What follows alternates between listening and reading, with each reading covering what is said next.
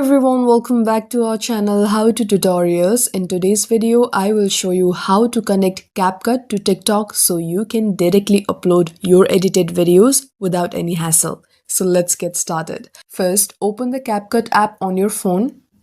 Now tap on the profile icon at the bottom right corner. Now tap on this gear icon at the top right. Now go to Manage Account. Here you will see multiple accounts that you can link your CapCut account with. As you can see, TikTok is in the top of the list. Tap Link.